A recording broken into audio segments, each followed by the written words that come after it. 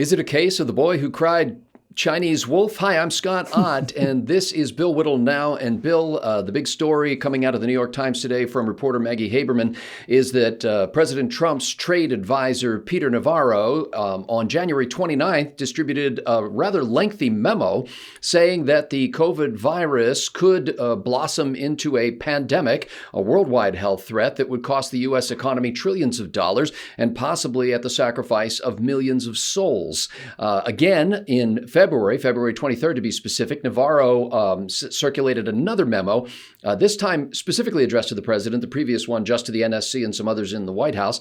And it's not clear if President Trump saw either of these memos. But the second memo basically said this is not time for horse trading with Congress. We need to get money out there, and we need to get it out there now. But Bill, the reason why insiders are quietly telling the New York Times that Peter Navarro was largely ignored is because he was a well-known China hawk, and that his hostility toward China and his call for a ban on Chinese travel seemed premature, ineffective, and just another way to advance his favorite hobby horse. Bill, is it possible that our future is in the hands of all too human, craven people who are constantly looking after their own interest and neglecting the interest of the general public? Are you referring to the Times here? I'm referring to everybody involved in this, but specifically to, Peter Navarro and the other people inside the White House who seem to be fighting with each other rather than fighting the virus. Well, did I misunderstand you, or was he not ahead of the curve on this thing? No, he was ahead of the curve, and he was shunted to the side, not made part of Vice President Pence's task force. And frankly, his advice, except for the Chinese travel ban, which the president embraced in rather short order, but the rest of his advice was kind of put off. And the implication of the New York Times story is not that President Trump himself ignored it, because it's not even clear that the memo got to the president. It is another one of these stories that we're seeing out there saying that we botched the whole thing, and my God, what a horrible series of mistakes, and so on and so forth. And I suppose the Times is trying to say that Donald Trump is in China's pocket in the way he's in Russia's pocket. I guess the only thing you can draw from that is that while one person on Donald Trump's extended cabinet staff was saying, "Hey, we got to take this China thing seriously," Trump is like, "China." China, who cares about China? We got nothing to do with China. Is that what the Times is trying to say? No, I don't think so at all. Trump is not enough of a China hawk? No, and I misunderstood. I read the entire Maggie Haberman story, as well as another story, which I believe was done in Axios, that had some screen captures of the actual memos that Peter Navarro allegedly sent out. And now the upshot of it seems to be that looking back at it from this date, which is now April 6th, April 7th, 2020, looking back at January 29th, Peter Navarro looks pretty darn prophetic in what he was saying at the time, and yet he couldn't get a hearing among top West Wing staffers, largely because he was well known to be hostile toward China. I see what you're saying. And so really, it's not to do with the president himself, because it's not even clear that a lot of evidence and a lot of documents and a lot of memos are circulated in government, and not everything gets to the president. But in this case, it looks like people were specifically saying, "Hey, this isn't worth forwarding to the president. It's just Peter and his anti-China stuff again." Let me tell you what I think is happening in the larger context of why this story is being reported. As far as the details go, the president gets advice from any number of people, as you well know, and as the Times presumably would know. They're in Washington. You would think that sooner or later the reporters would be able to pick up something. We already know they don't understand things like per capita or average or things like that. But you'd think even people who were able to get into journalism school be able to figure out some of this stuff. But basically, the president gets advice from any number of people, and it's his job to balance out the advice that he gets from multiple sources and make the best decisions he possibly can. Donald Trump has been tough on China since Donald Trump was elected, and Donald Trump has been tough on China as part of his campaign. To say that, for the Times to say, I'm sorry, for the Post, right? No, this is the New York Times, Maggie Haberman. Beg pardon, sorry. If the Times is saying that there were warnings about this circulating in the Trump administration in advance of when the main wave hit, then what they are saying, whether they come out and say it or not, is that Trump ignored these warnings and therefore all these people have died. So they're saying that they don't even know that Trump heard the warnings. But that doesn't matter, Scott. That's what the article is. That's where the article is limited to the bounds of them being able to maintain credible deniability. But that's not what the article is about. The article is about there were warnings being circulated prior to this, and then Trump didn't act on them for whatever reason. That's what the article's about.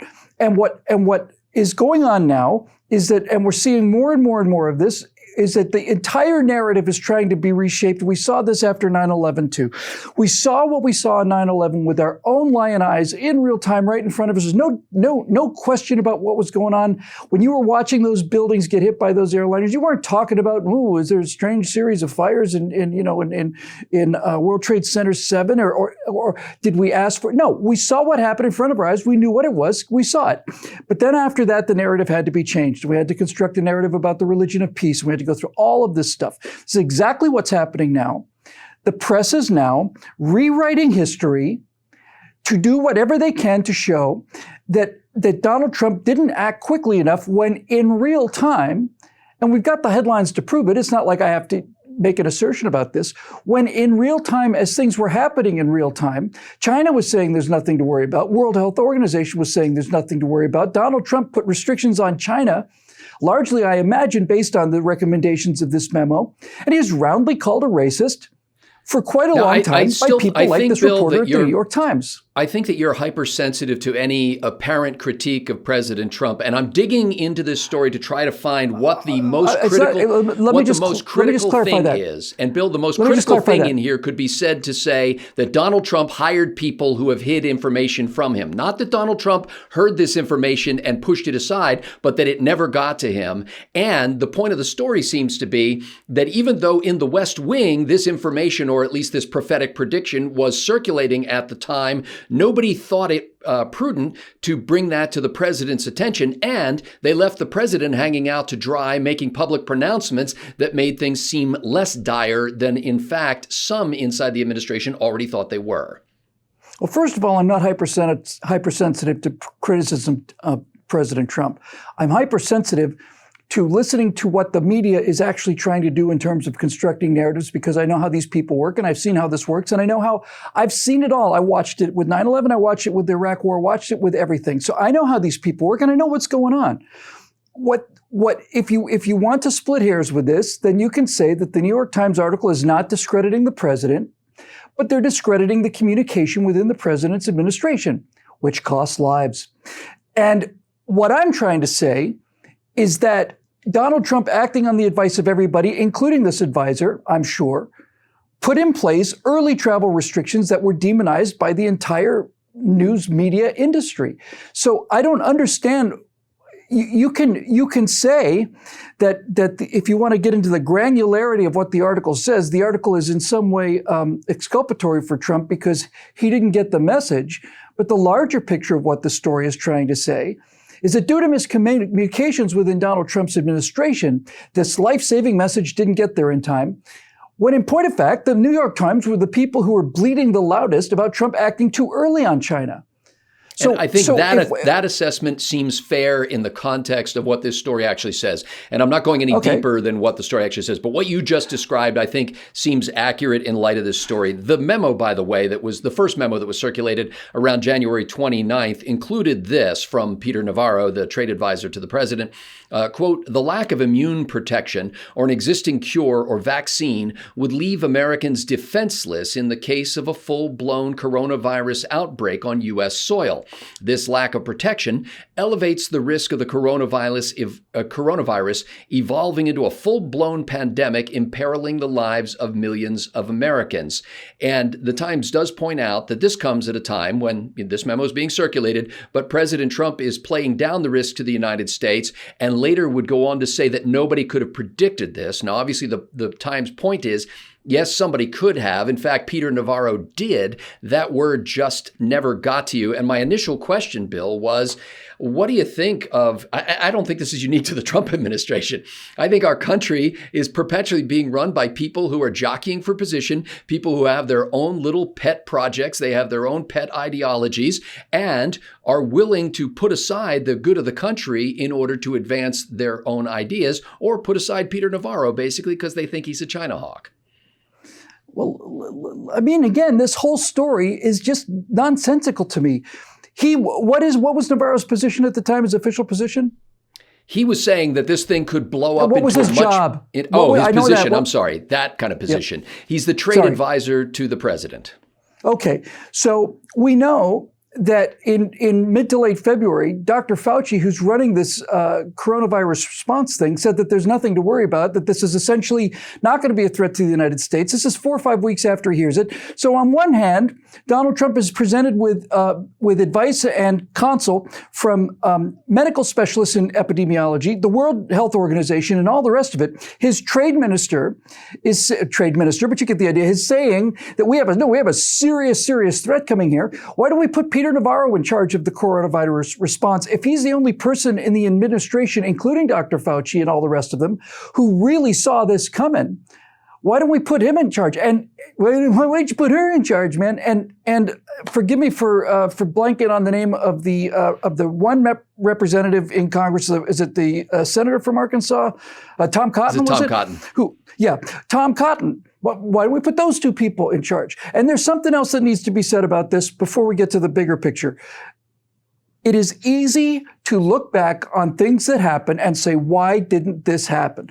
We saw this with 9/11. All of these intercepts. No, the FBI didn't get this from the CIA. Nope. They didn't bother to tell the FAA about this. Nope. And what? How could this be possible? What people don't understand is that at any given time right now, the threads of the future are myriad and unknown. Of all the people that are giving advice on the spectrum right now on anything from ranging to the coronavirus response to who's going to win the college football championship next year, if there is one, everybody's got an opinion and nobody knows which opinion is correct until after the events transpire. And so you have to ask yourself, a larger question about all of this. One of the Coronasphere Lounge shows that I did was on morale. And it was about the idea that if you are in the middle of a crisis and the country is suffering and people are suffering, not only dying, but dealing with enormous, legitimate anxiety about the future of their country, the future of their jobs, their families, and all of it. If you were in a situation like that, which is a wartime situation, we're taking thousands of deaths a day. I consider that to be a wartime situation. We haven't had civilians die like that since probably not even during the Civil War. So in a situation like this, you have to ask yourself, why stories that come out now trying to assign blame for either the lateness of the response or the lack of competence or whatever, why are stories like this being written? Why? Can I suggest something, Bill? Why? Sure, a story like this I'm ready to listen. And this Absolutely. This is pure conjecture on my part. But during the last couple of days, I saw a couple of stories floated and some reportage on CNN where people were being critical of Peter Navarro because he's the trade advisor. And I forget exactly what he was saying at the time, but basically the message to him was, hey, you're not a health advisor, you're a trade advisor. The president shouldn't be listening to you on matters of health. Within 24 hours, a story comes out in the New York Times that looks exculpatory toward Peter Navarro. So there's a potential theory. And I'll also add to the point you're making, Bill. Some of the people who are, quietly talking to the New York Times without revealing who they are, said when Navarro comes out and says we should ban all trade from or all travel from China immediately, at that point, there were already some 15 countries that had identified coronavirus cases. And those people thought, well, he's obviously zoning in on China, but stopping travel from China doesn't stop Chinese virus carriers from getting here because they could come from anywhere in the world, and there are a lot of countries where it is. So that, again, is kind of exculpatory for the Trump administration. I just think overall, the whole idea is, in hindsight, you look back and say, yeah, Navarro looks like a prophet. At the time, he was just one of the ones who had ideas in the hurly-burly of ideas, some of which got to the president, some of which didn't. And by the way, in terms of ideas that got to the president, let's look at the single most important thing that was done and when it was done, and that is cutting off travel to China. Donald Trump cut off China travel well in advance of most of these other countries. We know this to be true because because of not forget all the comments about racism and so on, but shortly after Donald Trump cut off travel to China, the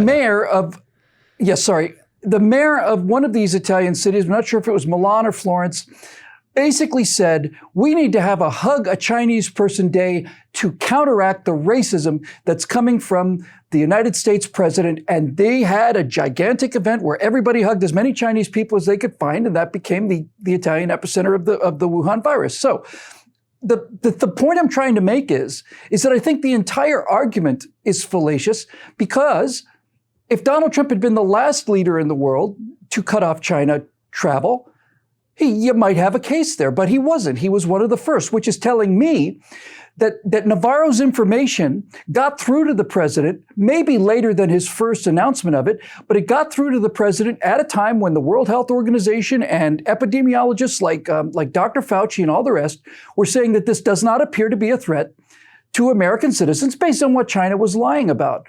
So the mere fact that Donald Trump was ahead of the curve on banning travel from China, to me, is an indication that the system worked better than it did anywhere else, and that out of this cacophony of voices going on, and let's not forget, by the way, that the president was mildly distracted by the fact that false charges against him colluding with Russia, which had no evidence whatsoever other than the fact that the FBI leaked them to the papers and then used the paper report as evidence. All of this stuff was cooking at the same time. And Scott, you can't get around the motivation for the article. And the motivation for the article is to continually build a narrative that basically does two things. The first thing that it does is show that the Trump administration was incompetent. It was either late or it was early, or it didn't do enough or it did too much, or it recommended a drug or it didn't recommend a drug enough. All of it. That's out there all the time. And the larger implication behind this is that if America's casualties are due to American administration incompetence, and I'm not just talking about the president, I'm talking about everybody in the entire chain of command here. If the number of people in this country die, and the story is, well, if we'd gotten it sooner, we would have saved so many lives, or if we'd done this better, we would have saved so many lives. What this does is, in the minds of the people who are writing this story, the intent of stories like this is to take the blame for this worldwide catastrophe off of the Chinese, who knew about it, lied about it, continue to lie about it to this day, and shift the focus onto the response of the United States, especially the United States. No one's really beating up the Italians for how they handled it, or anybody else for that matter. It's all about how President Trump dropped the ball. And so what happens is, in the mind of the public, the catastrophic effects of COVID-19 on the American population are slowly being moved away from the people who are responsible for it towards the people that the mainstream media want to be responsible for it. And I see right through this. You said I had heightened sensitivity to criticism of Trump, and I said, no, I have a heightened sensitivity to what the news media is doing, what they're trying to do. I know what their objectives are, I know what their goals are, and I know how they're going about it. And I'm not going to just let stories like this just go by with this Monday morning quarterbacking and saying, well, no, we're not saying Trump knew. We're just saying the people in his administration knew, and we're screaming as loudly as they could. We're not saying the president knew. We're just saying a lot of people were telling him that he should have known. And the effect is the same, and I don't buy it, and I will refuse to buy it, and I will continue to point out to the best of my ability how illogical this is, how unreasonable it is, how unfair it is, how unethical it is to shift the blame away from where it belongs, but bottom line, most of all, on top of all of it, how evil it is to be having this conversation as we approach peak number of deaths in the U.S. in order to discredit a president, in order to generate a sense of misery and defeatism, and to tell a story that is absolutely no impact on the present or the future, simply designed to undermine people's trust, not just in the president, but in the government in general. This is what the news media is for. The news media is here to select which information gets presented to the people in order to present maximum damage to American self-confidence. That's the job of the media, and you can put that on a t-shirt if you want to. You know, if you have a little bit of extra time on your hands these days, you may want to check out the Patriots Primer on American Liberty. Our friends over at the Patriot Post have a great deal on it right now. If you think a great deal would be free, no charge. In fact, you get the free Patriots Primer on American Liberty when you sign up for their free newsletter that they'll email to you so that you can keep up to date on conservative thought, news, opinion, and humor that comes from the Patriot Post. If you haven't checked that out yet, I'll provide a link in the description below so that you can. We're grateful to the Patriot Post for this co-promotional effort that we're engaged in with them. We're also grateful to our members, a growing band of people who every day gets larger and larger because there are people who understand that at times like this, when American principles are put to the test, we need to stand up for them. And they are becoming part of the production team here that circulates these messages around the world. If you haven't been to BillWhittle.com lately, there are a lot of videos that have in-depth coverage of various aspects of this coronavirus pandemic, as well as other news of the day. And my goodness, we look forward to getting back to other news of the day with a lot more intensity. Damn right about that, brother. As time goes forward. Ladies and gentlemen, we're grateful for the support of the members. If you have not become a member yet, go to BillWhittle.com and click that Become a Member link. For Bill Whittle, I'm Scott Ott. Thanks for watching.